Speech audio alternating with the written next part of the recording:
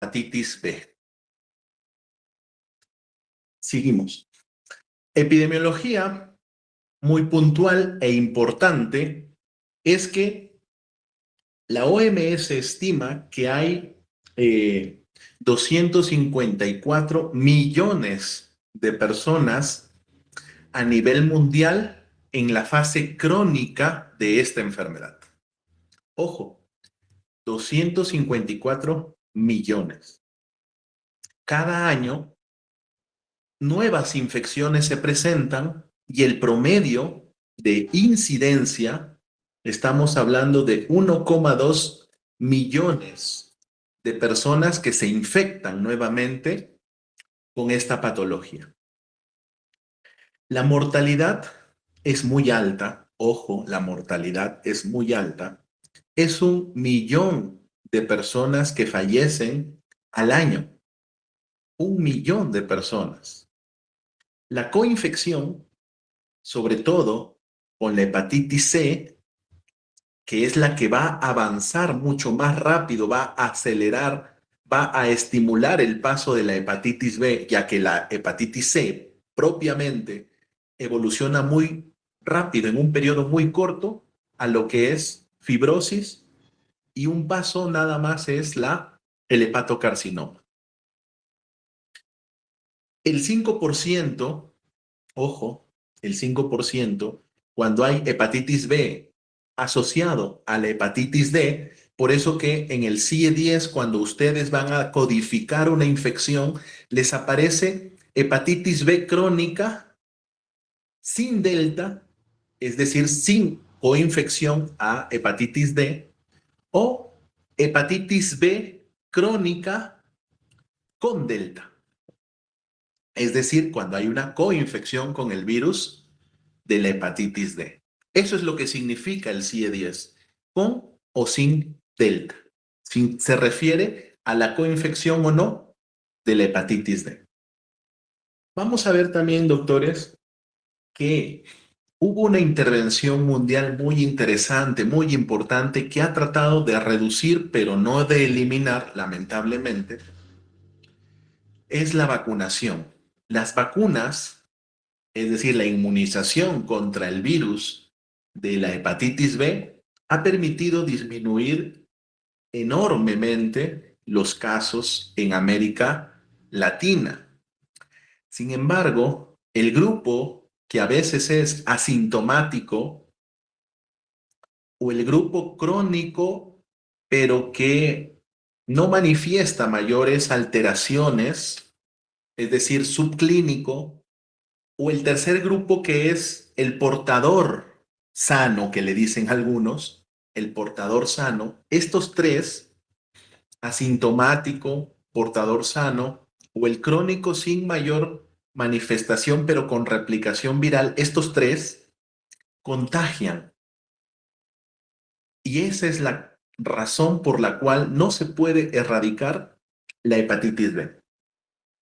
Y vamos a ver algunas otras características. Vean, en ese cuadrito, la hepatitis B tiene varios genotipos. Ojo, varios genotipos.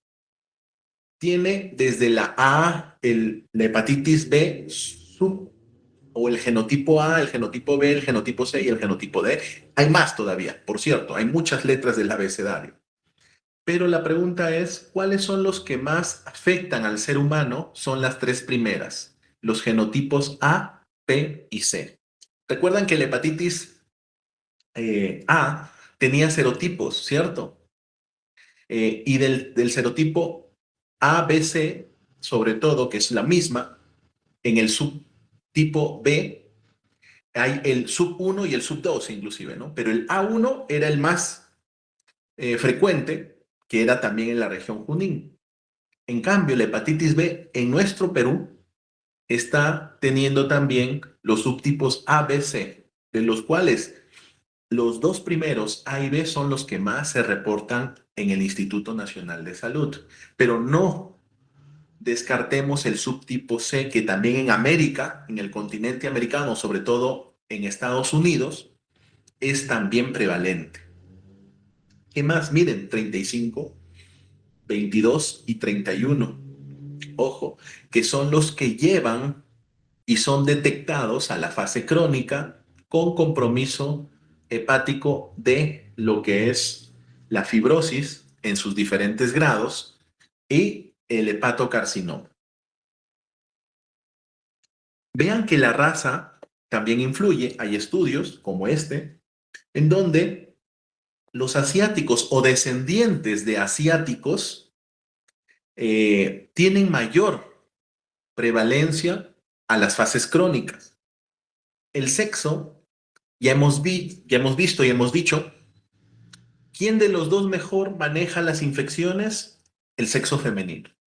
Por lo tanto, la pregunta cae por su propio peso. ¿Qué sexo es el que lleva a tener más hepatitis crónica? Y ahí está la respuesta. El 54.7%, los varones son los que llegan más a la fase crónica. Ojo, son los que llegan más, pero también hay casos de mujeres. ¿Cuál es el rango de edad, doctores? Entonces que yo tengo que tener mayor cuidado, mayor evaluación. Es entre los 25 y 39 años. Y también entre los 40 y 54. Ahora, ¿qué diferencia hay? Que si, ¿quiénes son sexualmente más activos? Obviamente los varones. Pero sin embargo, si un varón tiene la hepatitis A y está entre los 25 y 39, la mujer también puede ser contagiada. Y ya hemos dicho que es peligroso la transmisión materno-fetal. Entonces, vamos a ver, porque también hay que tener los factores de riesgo y cuál es la evidencia, es decir, cuánta probabilidad o posibilidad existen esos factores de riesgo. Por eso hay estudios que nos permiten valorar el odds ratio. Y el odds ratio nos va a decir cuánta probabilidad tiene un paciente cuando tenga una característica o una variable. Ejemplo, con respecto a los grupos de riesgo para la hepatitis B, resaltan dos principalmente. Aquellos que tienen o que viven con un contacto de hepatitis B en su casa o aquellos que tengan infección por VIH. Son los dos grupos que tienen mayor probabilidad. Miren, el primero, de 3 hasta 20 su OR. Y el que tiene el VIH tiene desde 4 hasta 17 de OR, es decir, desde 4 veces más o hasta 17 veces más la probabilidad de contagiarse. Entonces, aquel que también tenga contacto y sobre todo sexual en su casa con un paciente que tiene hepatitis B, va desde 3 veces más la probabilidad de contagiarse hasta 20 veces más de contagio. Y por eso que yo les digo que también el rango de edad de 25 a 39, ¿por qué? Porque son más sexualmente activos, tanto varón como mujer. Y vean, puede llegar hasta OR de 20. Y si esa mujer se contagia y sale embarazada, el producto, si es en el primer trimestre, puede abortarlo o inclusive que genere la transmisión vertical. Además, tienen otros, por ejemplo, contacto sexual netamente va desde 3.5 hasta 9 de OR. Asimismo, aquellos que usan drogas inyectables intravenosas, que eso sucede mucho más en Estados Unidos, vamos a ver que va desde 2.7 hasta 11 de OR. Y también aquellos varones, ¿cierto?, que tienen sexo con otros hombres, aquellos que se les denomina HSHs. Los HSHs tienen desde 1 hasta 3 OR de riesgo. Entonces vean la importancia de este tema de la hepatitis B y hablemos, obviamente, basados en evidencia. Eso es la medicina actual, ¿correcto, doctores? Epidemiológicamente, vemos que la hepatitis A es más frecuente en niños. En cambio, la hepatitis B es mucho más frecuente en pacientes sexualmente activos jóvenes o adultos jóvenes o jóvenes. Y vemos también en la siguiente diapositiva que cuáles serían las regiones en nuestro país que tengan mayor probabilidad de tener hepatitis B. Ojo. Y acá vemos que hubo un cambio drástico antes, en el mapa de Perú, antes de las inmunizaciones. Vean, toda la región de selva, que es en color rojo y los puntos en azul, correcto, son las regiones que tenían más casos de hepatitis B. Recuerden que les mencioné al inicio, la selva. Entonces, esta epidemiología cambió con la vacunación. Correcto, en el 2024, por ejemplo, solamente hay predominantemente 3 regiones que tienen mayor riesgo de hepatitis B, que son Iquitos, que es Cusco, y también lo que es la frontera entre Huancavelica, Ayacucho. Y vean que es muy próxima a lo que es la región Junín selvática, lo que es la región del Braem, como les mencioné al inicio de la ponencia. Ahora, recuerden que el COVID hizo un antes y un después de la vacunación. Este mapa ha ido volviendo hacia atrás. Por eso, doctores, que la región de la selva es altamente prevalente en hepatitis B. Ténganlo en consideración, es un dato epidemiológico y un dato de anamnesis que se debe de valorar con prudencia, porque a veces vienen muchos pacientes de selva diciendo, doctor, me duele el estómago, tengo gastritis porque un gastroenterólogo me dijo que me hizo de repente un procedimiento y me dijo, sí, tienes gastritis erosiva, tienes gastritis ulcerativa, etcétera, pero no fueron más allá. Y a veces el infectólogo termina diagnosticando hepatitis B crónicas y vamos a ir viendo por qué.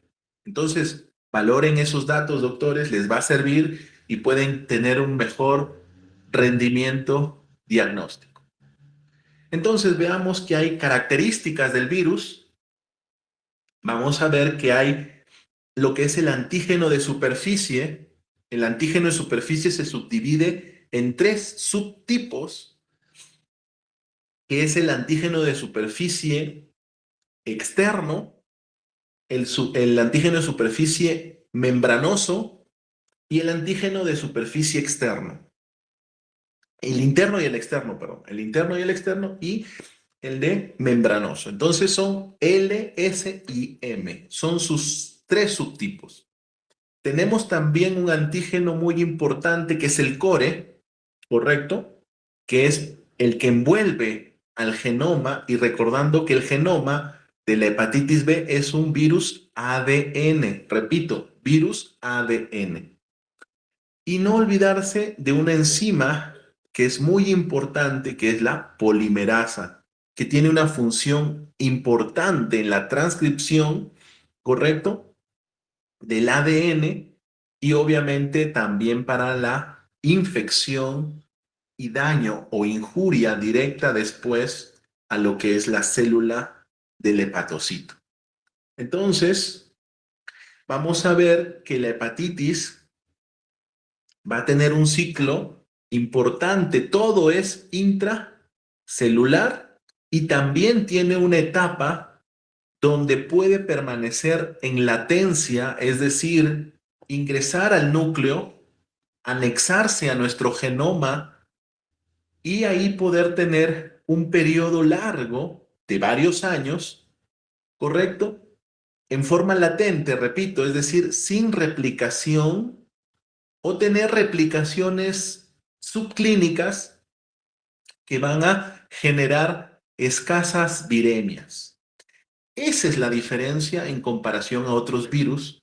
La hepatitis B tiene esos tres subtipos muy marcados y por eso que la clasificación va a estar relacionada a si el paciente tiene una replicación activa, a si tiene una fase latente, la cual puede ser latente sin replicación y se convierte en un portador aparentemente sano, que le dicen las clasificaciones, o que tenga una mutación que le llaman algunos el precore y que permite tener replicaciones virales bajas, pero con daño citotóxico en el hígado. Y eso genera, evolucionando, la fibrosis, primero la disfunción, que puede ser leve o moderada, y después la fibrosis, y esta, si persiste, después va a llevar a un hepatocarcinoma. Por eso que el virus, repito, de la hepatitis B tiene tres fases muy marcadas, las cuales después va a permitir la subclasificación de los subtipos de cronicidad que tiene. Inclusive nuestra norma, que lo vamos a ver, lo clasifica hasta en siete subtipos y los cuales nos va a permitir después ver y tomar la decisión si recibe o no tratamiento.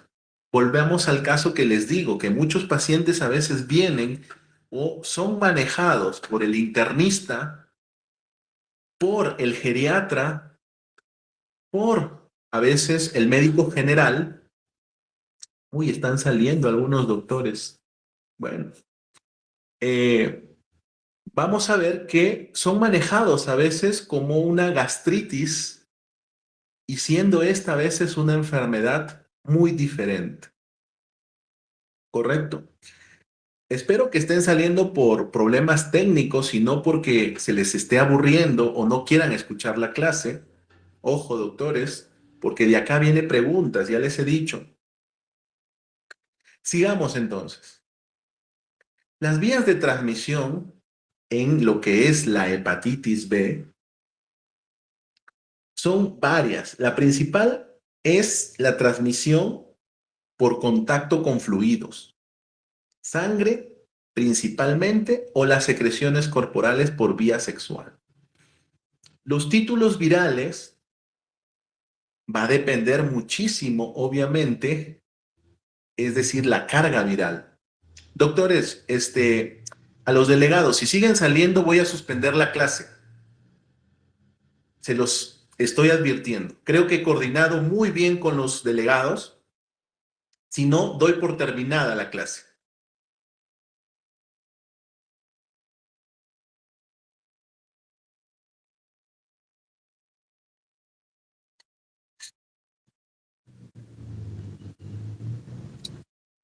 Ah, sí, doctor, no se preocupe, ahorita vamos a informar. Sí, doctor. Ahorita le informamos a los grupos. Correcto. Porque si no, doctores, me van a disculpar. Voy a tener, con el pesar, que a mí me gusta enseñar, por cierto, suspender una clase.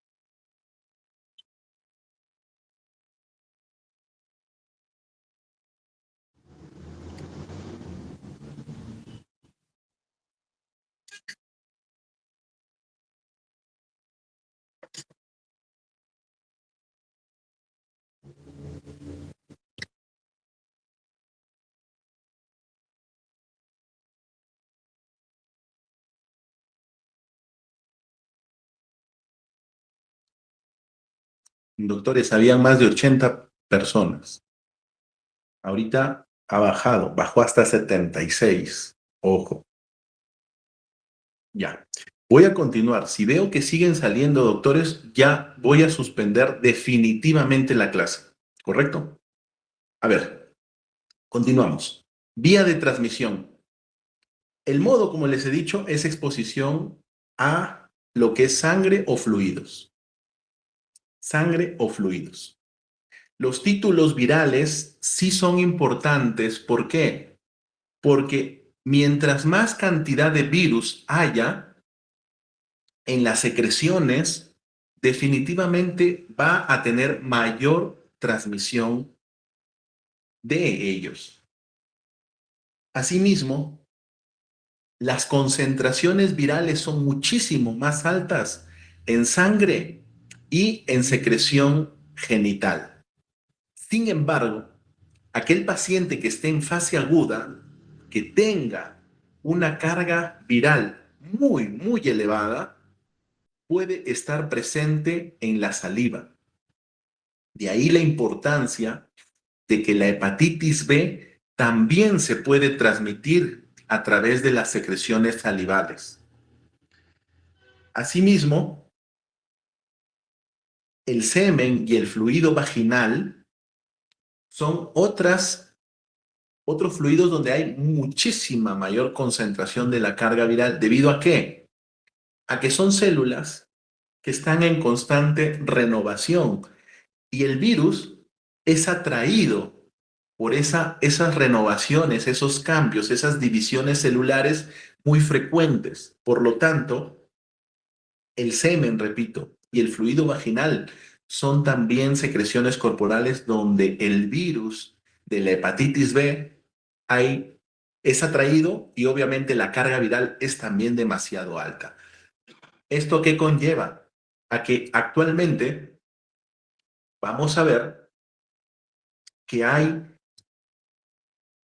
tipos de relaciones sexuales, ejemplo, el sexo oral, y se convierte ya también en una forma de transmisión. Recordando que el virus de la hepatitis B, a diferencia de la hepatitis A, sí tiene envoltura. Y al tener envoltura, tiene la capacidad, por favor, de sobrevivir inclusive al jugo gástrico. De ahí también la importancia de que este virus tiene mecanismos de poder también infectar a través de la vía digestiva. Pero hay pocos reportes, todavía no hay una evidencia sólida que digan, pero hay reportes donde sí se ha identificado la probabilidad de estas. Donde no hay mayor cantidad de virus, hasta el momento se conoce, es en la orina, es en las heces y es en la leche materna. Y de aquí sale una pregunta importante. ¿Se suspende o no la lactancia materna? ¿Alguien le puede responder?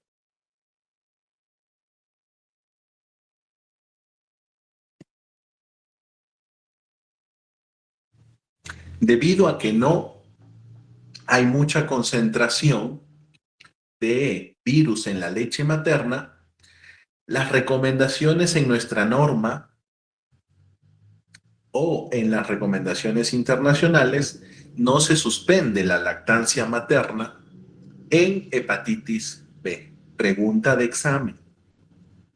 No se suspende, repito, la lactancia materna debido a que la cantidad de carga viral es muy bajísima en la secreción materna. ¿Y por qué, doctor?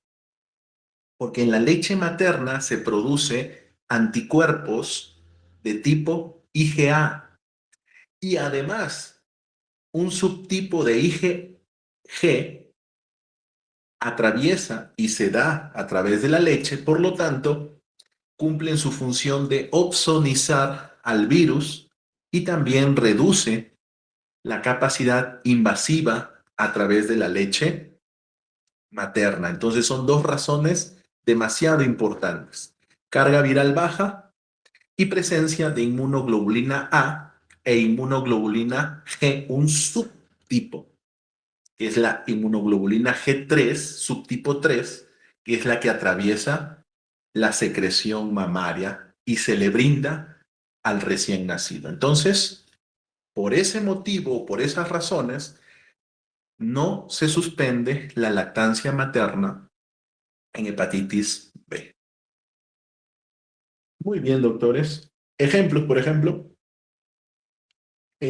actualmente las transfusiones es bajísima que se dé. La principal vía de transmisión es la sexual. Ojo, la sexual. Eh, es mucho mayor, 30 veces más que el del virus de la hepatitis del VIH. Ojo, la hepatitis B tiene 30 veces más la posibilidad de infectar a través de una relación, una sola relación sexual. Ojo, una. Suele ser transplacentaria a través de la mamá, pero el bebé también tiene otra peculiaridad.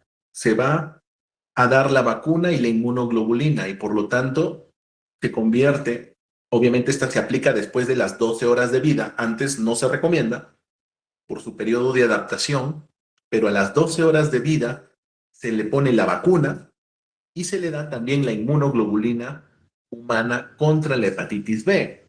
Y por lo tanto el paciente va a estar protegido.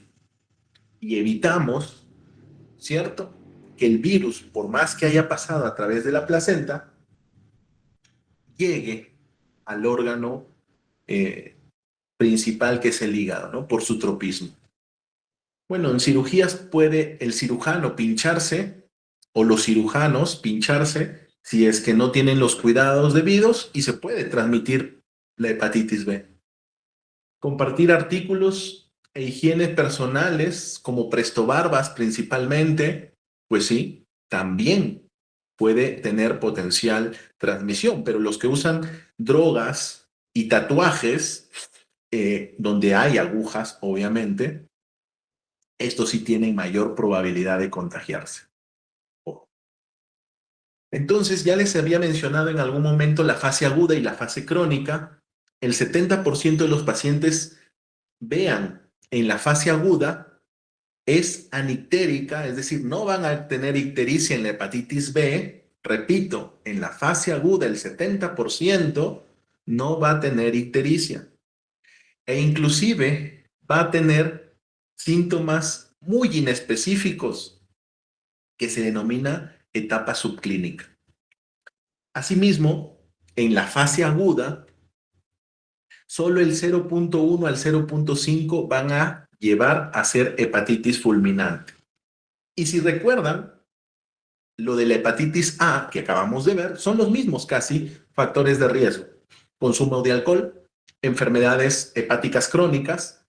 Acá se agrega el uso de paracetamol crónico, ojo, el uso de fármacos también puede complicar, pero enfermedades reumatológicas siguen siendo también los factores de riesgo principales para lo que es que si el paciente se contagia de hepatitis B, podría en la fase aguda desencadenarle la hepatitis fulminante y esta sí es altamente mortal. Esta no espera horas ni días. Es cuestión a veces de minutos y el paciente se muere en una hepatitis B fulminante. No van a llegar mucho, aunque esta se presenta, repito, del 0.1 al 0.5, ligeramente mayor que la hepatitis A, ligeramente. Pero esta es tan rápida la evolución que va a conllevar definitivamente a que los pacientes fallezcan. En cambio, en la hepatitis crónica, vamos a ver que aquellos que transmitieron por vía vertical de mamá a hijo, el 90% en la adolescencia aproximadamente, otros al bordear la edad joven de 17 a 18 años, ya van a tener fibrosis y hepatocarcinoma. De ahí por eso la importancia de la vacuna y de la inmunoglobulina en los recién nacidos, para evitar esta etapa. Hay regiones del Perú, para señalar Huancavelica y Ayacucho, que hay zonas en estos departamentos o en estas regiones altoandinas que a veces no se vacunan o dan a luz o alumbran a un bebé y que no les ponen las vacunas. Y de ahí hay historias naturales de familias que transmiten el virus de la hepatitis B y que a los 17 años en promedio llegan al instituto de neoplásicas ya con cuadros de fibrosis hepática o inclusive hepatocarcinomas que tienen que ser reseccionados dependiendo si es que esta tiene localización y no tiene diseminación en todo el hígado, porque si tiene diseminación se necesita trasplante hepático. Entonces, el 90% de los neonatos que no reciben o que dan parto no institucional o domiciliarios con parteras en estas regiones, ojo, que son las más prevalentes, pero puede existir en todo nuestro Perú. Por eso que los serumistas tienen que hacer visitas domiciliarias y hacer descarte de hepatitis B, VIH, sífilis, hepatitis C ahora, en este tipo de población que son las gestantes. ¿Qué más tenemos? Que entre el 20 y el 50% lo adquirieron antes de los 5 años. Ojo, ese es otro grupo pediátrico importante, ya que hay a veces abusos de los menores o condiciones familiares no adecuadas, ya que recuerden que esto puede estar en sangre y también en secreciones genitales. A veces el abuso no se tiene en consideración ante la evaluación de menores, pero en pediatría sí se tiene que tener mucho en consideración a veces estos casos de abusos. Y vean que solamente menos del 5% de adultos van a llegar a la fase crónica. ¿Por qué? Porque son asintomáticos y el único síntoma que a veces puede estar asociado y tener una sensibilidad aceptable es la fatiga crónica. Y la fatiga crónica a veces es no bien valorada en las emergencias y menos en los consultorios. Y si ustedes tienen un paciente que tiene varios meses o años con fatiga y es varón principalmente, sería bueno hacerle sus serológicos para descartar estas patologías. Y vean que después el diagnóstico tampoco no es que sea tan fácil, ¿eh? Vamos a ver que hay sus complicaciones. Puede presentarse en esta fase periodos de viremias que ya hemos explicado, y esas son reactivaciones. Y incluso estas reactivaciones que son a veces, repito, subclínicas o baja carga viral, son las que llevan al daño lento y progresivo del hígado y terminan dando fallas hepáticas en edades de adulto mayor. ¿Cuál es lo más peligroso? Que llegue a una cirrosis y la cirrosis termine en un hepatocarcinoma. Y vean que hay manifestaciones, y esto que quede claro, porque son preguntas de exámenes, y que a veces otras especialidades terminan diagnosticando hepatitis B. Por ejemplo, poliarteritis o poliartritis. Son patologías reumatológicas que a veces hacen los estudios correspondientes y la mayoría de exámenes sale negativo. Y a veces el reumatólogo dice, pero puede ser infeccioso por algo crónico y le pide su serológico. Si sale, hepatitis B crónica. Otras, por ejemplo, anemias aplásicas, los hematólogos a veces solicitan en pacientes pediátricos o en pacientes adultos que tengan manifestaciones de anemia aplásica. Y resulta siendo la evolución natural de la hepatitis B crónica. Glomerulopatías, sobre todo membranosas o pseudomembranosas, y también glomerulonefritis membrano proliferativas. Esto lo comparte no solamente la hepatitis B, sino el VIH. Ambas patologías hacen injurias renales de este subtipo.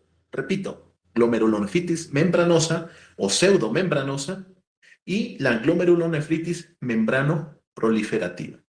Son patologías que normalmente se asocian a fármacos, se asocian a enfermedades autoinmunes o inclusive propiamente por alguna patología reumatológica, por depósitos u otras sustancias.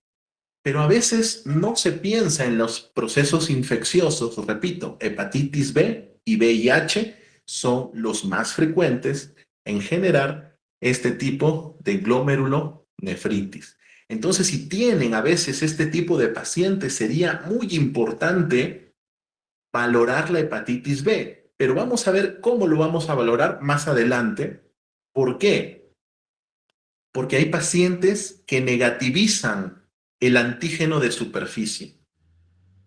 Y cuando negativizan el antígeno de superficie, es mucho más difícil diagnosticar la hepatitis B. Hasta ahí lo dejamos, vamos a avanzar. Igual les quiero transmitir ya de forma un poco más rápida, ¿ya? Periodo de incubación, a diferencia de que hemos visto la hepatitis A, que es de 1 mes, 4 semanas, vean, el periodo de incubación de la hepatitis va desde 1 mes, 2 meses, que a veces la mayoría de libros ustedes van a encontrar, ¿correcto? Pero puede abarcarse más, hasta 4 meses inclusive, doctores. La hepatitis puede estar en su periodo de incubación. Y ya hemos visto que es dependiendo del serotipo A, B, C, de la carga viral principalmente. Miren, hasta 4 meses puedo yo estar teniendo el virus en mi organismo y no manifestar ni un solo síntoma. De ahí la importancia de poder reconocerlo. El periodo prodrómico, que son los mismos síntomas casi de la hepatitis A, dura más tiempo todavía. ¿Correcto? De 1 a 4 meses. Y ya hemos dicho que este periodo depende sí del sexo. Si es mujer va a ser menor, definitivamente. Pero si es varón, puede prolongarse hasta los 4 meses. Y miren, ya desde ahí ya tenemos casi 8 meses como máximo, o medio año inclusive. Y todavía no voy a entrar al periodo ictérico. No voy a entrar. Recién de todos estos 2 periodos de incubación y prodrómico, recién voy a entrar al periodo de ictericia, que repito, yo lo llamo de esa manera. Hay otros que le llaman el periodo base o el periodo fase.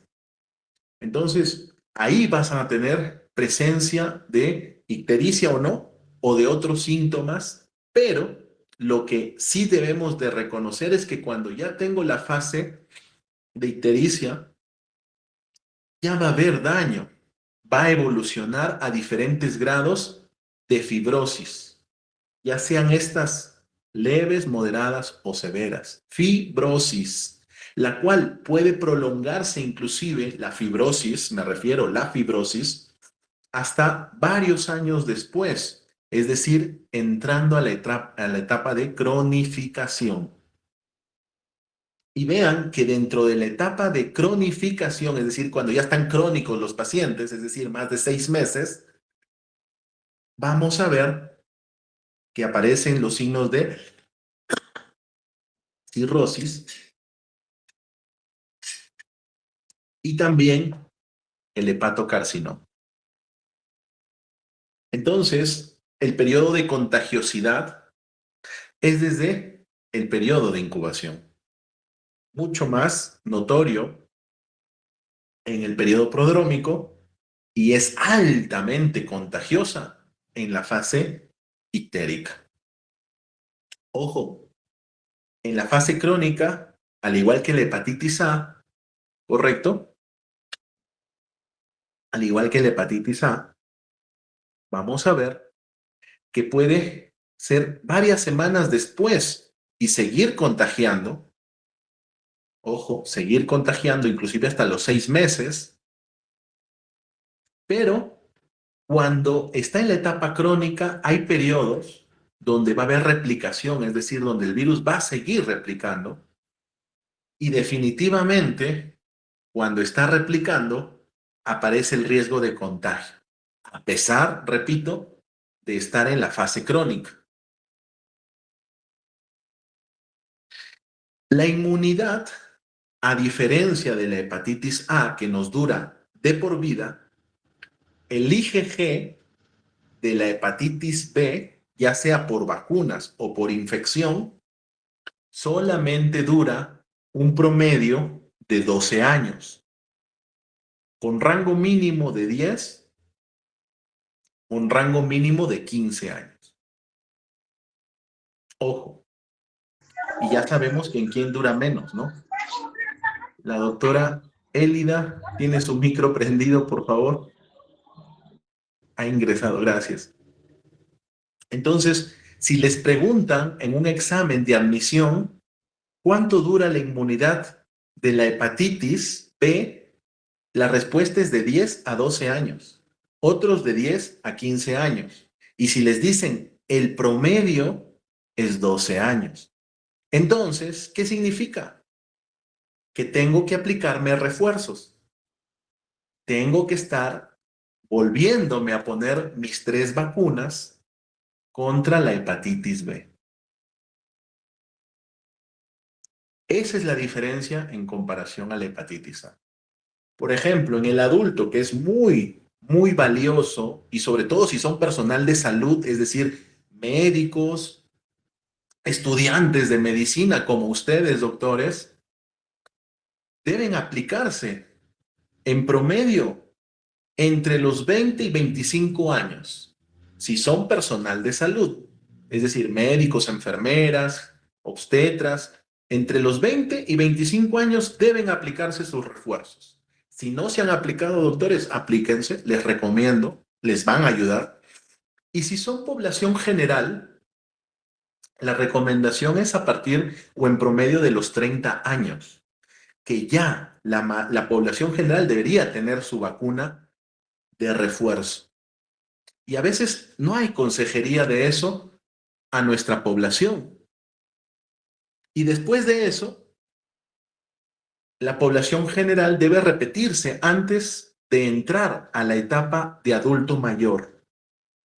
Debe repetirse un nuevo refuerzo contra la hepatitis B. Ese es el mensaje que quiero también transmitirles, porque no es que se acabó las vacunas en la etapa de pediatría o según el calendario, no. Si son población general, 30 años, a los 55, 60 años, el segundo refuerzo. El primero es a los 30. Pero si son personal de salud, doctores, ustedes ya debieron aplicarse, o los que ya están bordeando entre 25 años y 20, que es lo recomendable, 20 y 25 años, ya deberían tener sus refuerzos, que son 3, por cierto, de la vacuna de la hepatitis B. Si no lo han hecho, háganlo, doctores. Les va a ayudar bastante. Siguiente diapositiva. Vamos a ver, como ven, es casi lo mismo que la hepatitis A, doctores. Es casi lo mismo. Unas pequeñas diferencias. Los cuadros asintomáticos o subclínicos se dan mucho más en menores de 2 años. Por eso que el antecedente, el hacer una buena anamnesis de la mamá o del papá de ese menor, les va a ayudar a tomar decisiones y a evitar que la historia natural siga. Y vean, 3/4 partes de los adultos que se infectan por hepatitis B son asintomáticos, doctores. 3/4 partes. Solo la cuarta parte, el 25%, de los alumnos, perdón, de los adultos son sintomáticos. Quiere decir que el 75% que se va a infectar por hepatitis B son asintomáticos. ¿Y eso por qué? Porque les ha ayudado las vacunas, pues. Las vacunas hacen que también tengan la otra cara, así como previene, a veces hace que, perdónenme, se olviden de los refuerzos que les acabo de mencionar. Y por eso, entre si tienen exposición me refiero, es decir, relaciones sexuales sin protección con alguien que les puede contagiar, el 75% va a terminar siendo asintomático y no se va a enterar que se contagió de la hepatitis B. ¿Está claro? Ese es el mensaje. Igual que la hepatitis A, hay asintomáticos, cuadros leves, moderados, pero los severos graves pueden evolucionar a hepatitis fulminante. Creo que ya lo hemos mencionado. Periodo prodrómico, periodo ictérico o de base, o fase también llamada por algunos, repito, y el periodo de convalecencia. Aquí sí hay unas diferencias un poquito marcadas en el último, pero vean, el promedio es igual que la hepatitis A. Periodo prodrómico, un mes, pero puede acelerarse hasta 4 meses o prolongarse hasta 4 meses. Igual el periodo de ictericia de 2 semanas hasta 4 meses. Esa es la diferencia en comparación a la hepatitis A. Y el periodo de convalecencia siempre va a durar un promedio de 1 semana. Ojo, siempre, eso sí. Pero si se mejora, es decir, pasa la recuperación, perfecto, no va a haber mayor sintomatología. El problema va a ser si es que se cronifica y tratar de subclasificarlo a esas fases crónicas. Entonces, vean, son los mismos síntomas casi, no hay mucha variación.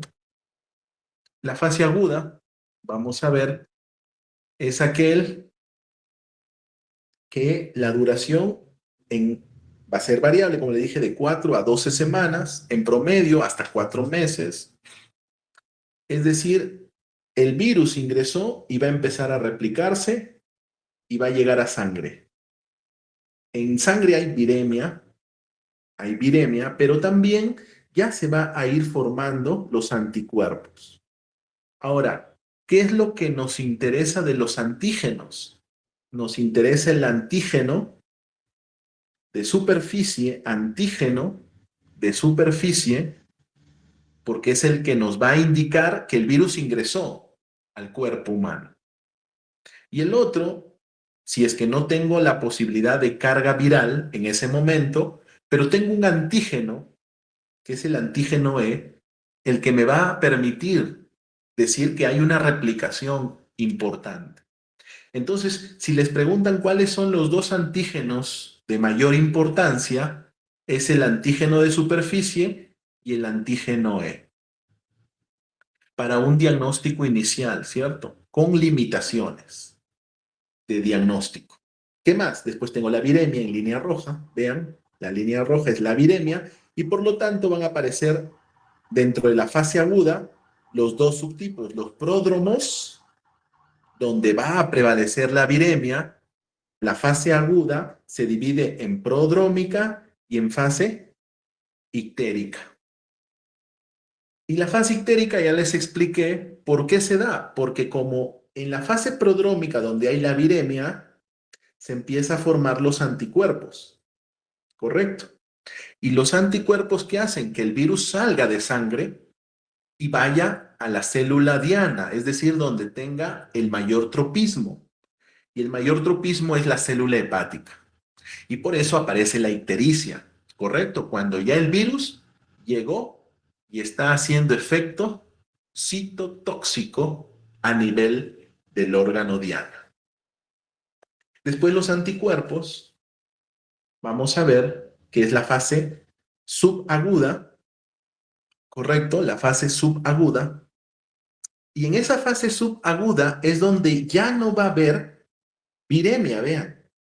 La viremia salió, terminó y va a pasar un buen tiempo para que vea, en algunos casos, no en todos, porque acuérdense que el periodo agudo dura 6 meses en promedio. Y cuando no hay detección del virus, como ocurre en el VIH, a ese periodo subagudo, o como acá en la gráfica le denominan agudo reciente, es porque hay anticuerpos, pero no hay carga viral, no hay replicación. A ese periodo se le llama periodo de ventana, como ocurre en el VIH. En la hepatitis B también hay periodo de ventana, ¿correcto? Entonces, cuando ocurre el periodo de ventana, en promedio, en la hepatitis B, es de 2 a 16 semanas. Ese es el rango. Entonces, de ahí podemos tener el periodo de recuperación, ¿correcto? Donde ya el IgG permanece varios meses, varios años. Recuerden que el promedio de cuánto permanezca el IgG es entre 10 y 15 años, a diferencia de la hepatitis A, y por eso que el anticuerpo, ¿cierto?, va a descender y vamos a ver los refuerzos. Ahora, esto puede ser antes, doctor, de los 10 años, antes de los 12 o antes de los 15, que es el promedio. Claro, es importante después dosar el anticuerpo contra el antígeno de superficie. El antígeno de superficie, el anticuerpo contra el antígeno de superficie es el que nos va a determinar si puedo, obviamente dosándolo, darle una nueva vacunación, es decir, un refuerzo antes de ese promedio, porque este puede bajar antes y el paciente ser propenso a pesar de las vacunaciones a nivel pediátrico. Esa es la importancia y los mensajes de estas clases.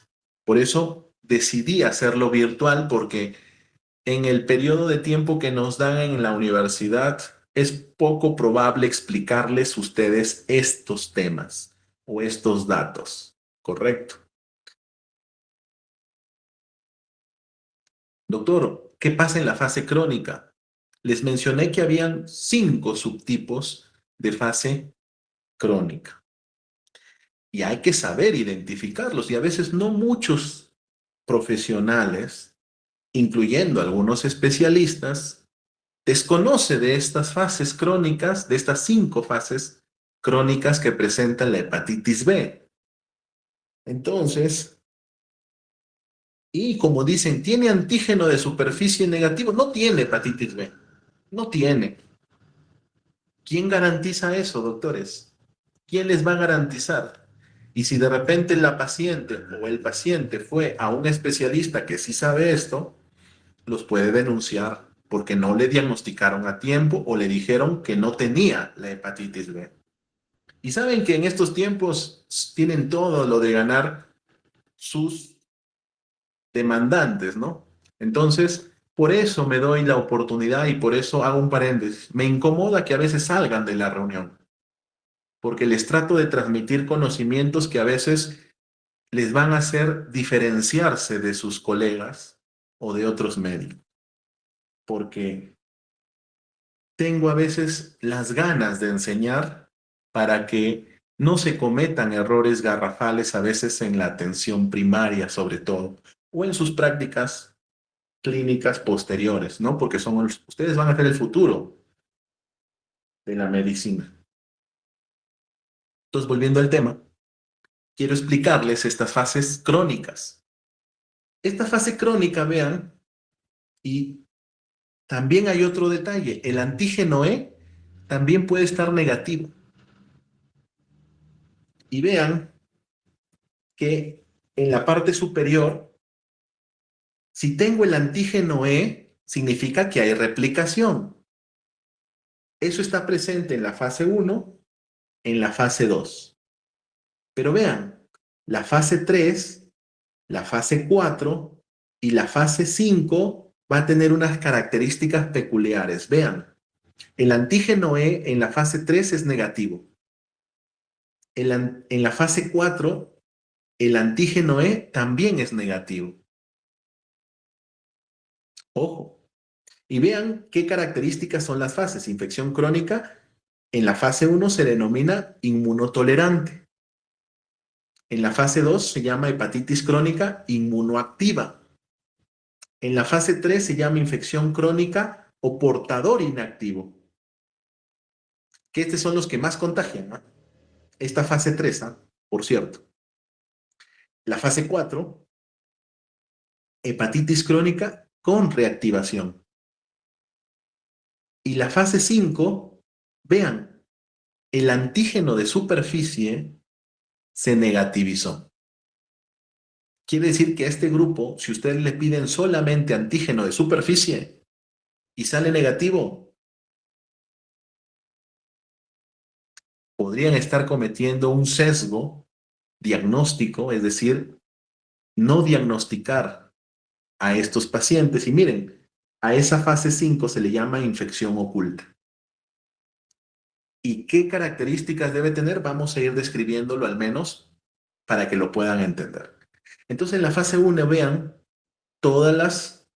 el antígeno de superficie está positivo, el antígeno E debe estar positivo, y el anticuerpo contra el antígeno de superficie, que es el que nos va a dar la protección, también está positivo. Y el anticuerpo core también está positivo. Es decir, los tres antígenos están positivos y el anticuerpo.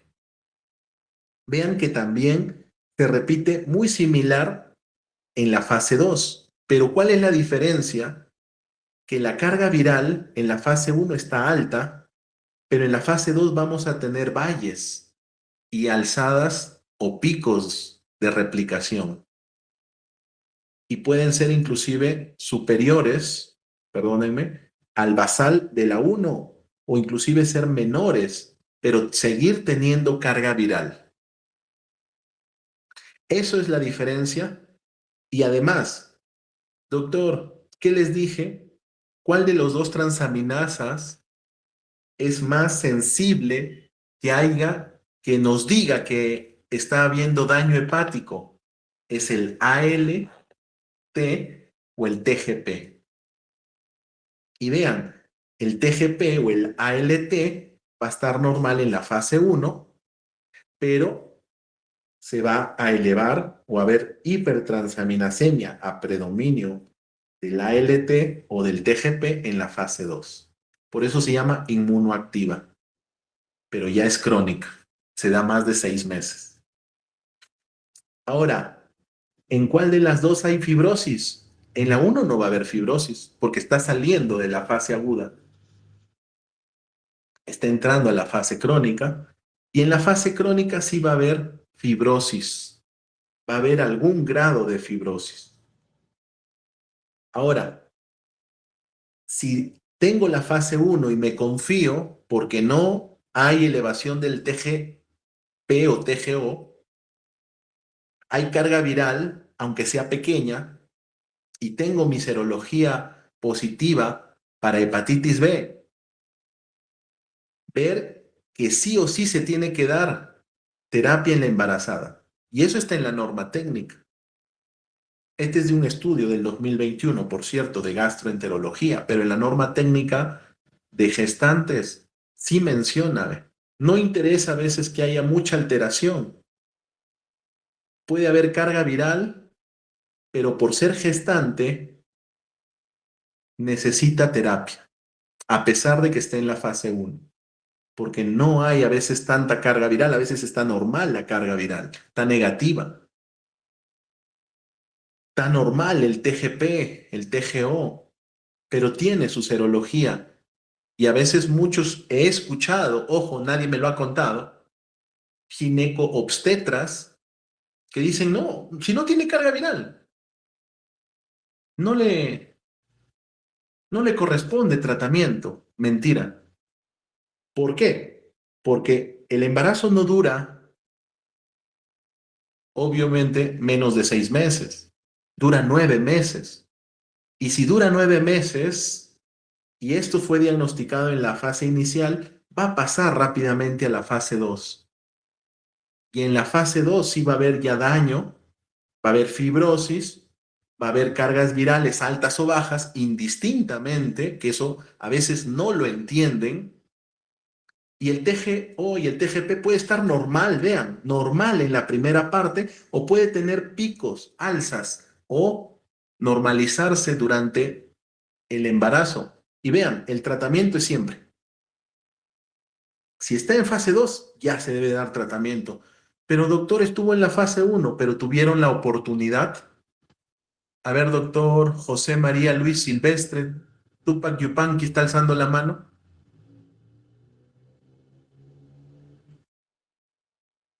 Le damos el pase, pueden prender su micrófono, estaba alzando la mano.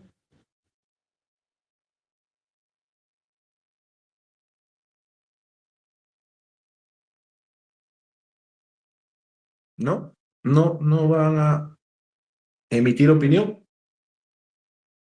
Bueno, sigo. Les digo esto porque la medicina no es estática, doctores, y a veces eso es un error y un sesgo que cometen los colegas al pensar que, cumple el criterio de la fase 1, no le doy tratamiento.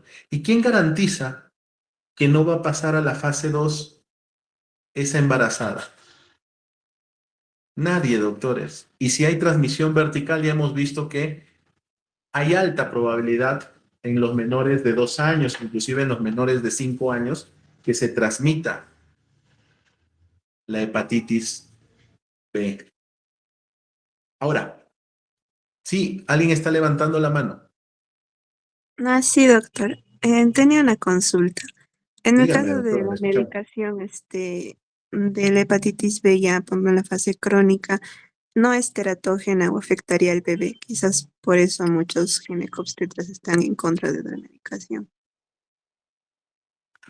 Primero, depende del trimestre, doctora, porque hay un punto de quiebre en donde no se da y en donde sí se da. Segundo, no hay ninguna medicación que no tenga riesgo en el embarazo.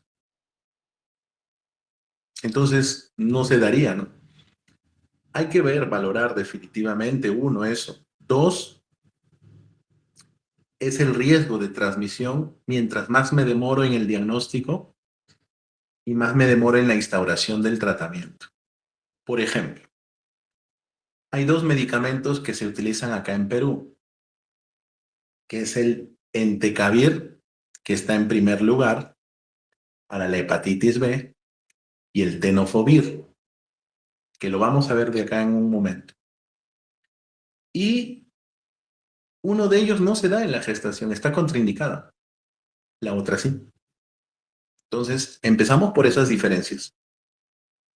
Y ya les hemos dicho que si hay daño hepático, puede llevar a una etapa de hepatitis fulminante. Entonces, primer trimestre, hay evidencia de que definitivamente la mayoría de medicamentos que existen son teratógenos o inclusive abortivos, podrían inducir al aborto. Y por eso se recomienda el tratamiento entre las 18 a 24 semanas. Antes no, por las razones que ya estoy mencionando. Pero ¿qué pasa si el paciente está tomando la medicación con un diagnóstico antes del embarazo? ¿Suspendemos? Hay que valorar el caso individualmente, ¿no? Porque podría suspenderse o también podríamos continuar y monitorizando. Es los mismos escenarios que a veces ocurren en el VIH. El VIH tiene 3 escenarios. Unos que aquellos que nunca fueron diagnosticados y que fueron diagnosticados recién en el embarazo.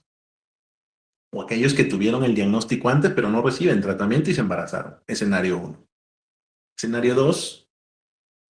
Correcto, doctor. Doctora, creo Kelly Mabel. Riesgo-beneficio menciona. El escenario 2 es aquella paciente que ya tiene el diagnóstico anterior y está en tratamiento y sale embarazada.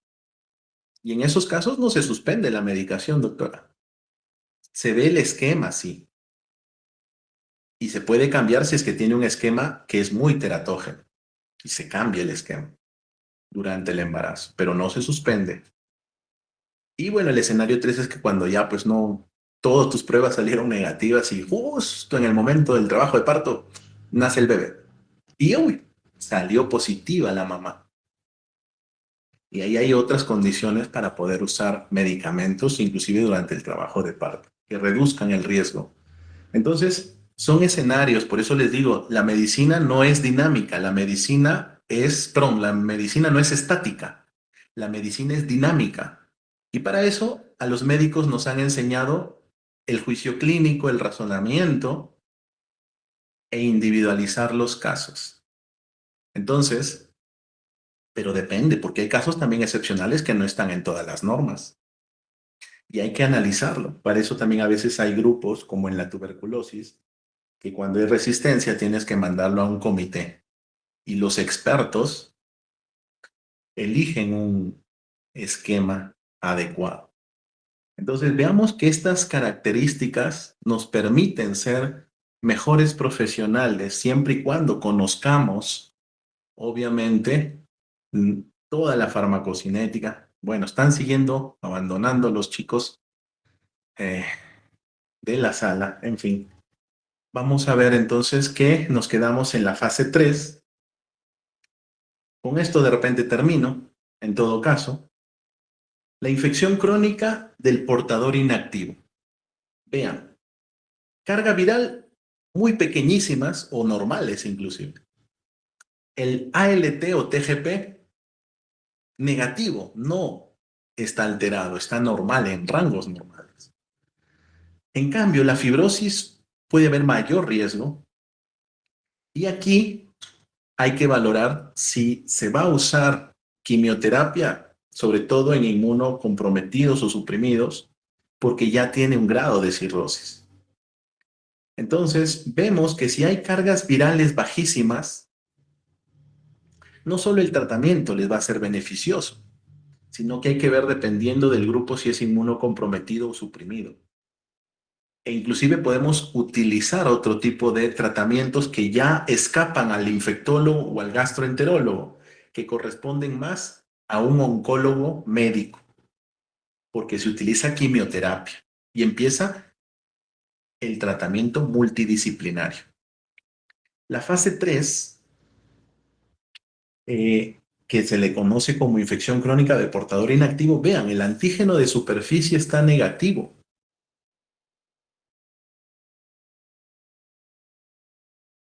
En cambio, el anticuerpo core positivo y el anticuerpo contra el antígeno E, que por cierto también es negativo, en esta fase 3 a veces los médicos se pueden confundir.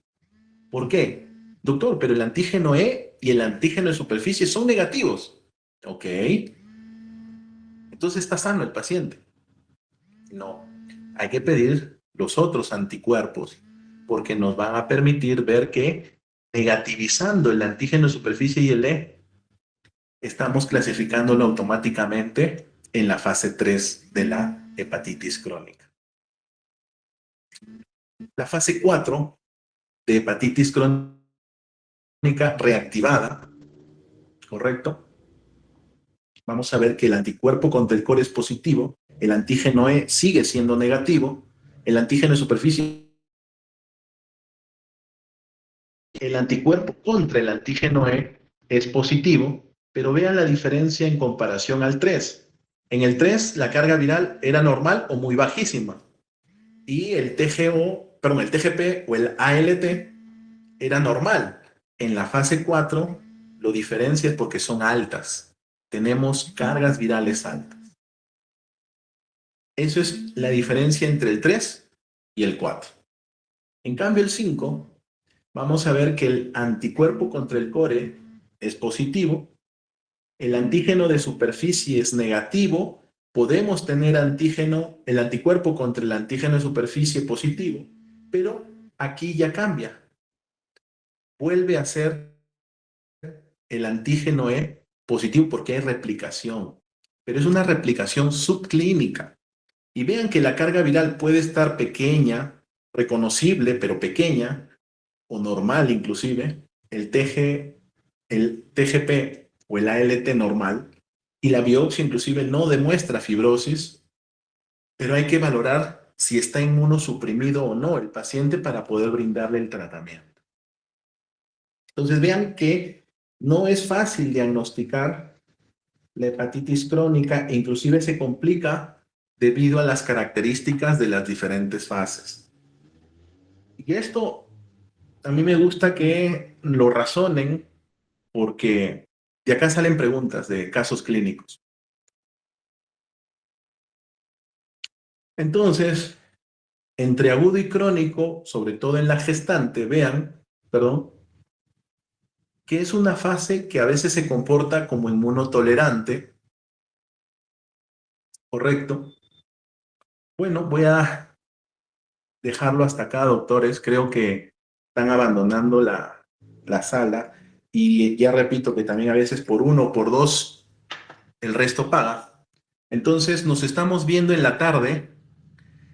No voy a compartir mis diapositivas, por cierto, aquellos que estuvieron en la clase van a aprender eso, porque de ahí van a salir las preguntas. Hasta más tarde, doctores, coordinaré con sus delegados. Provecho almuerzo y nos vemos más tarde. Chao, chao.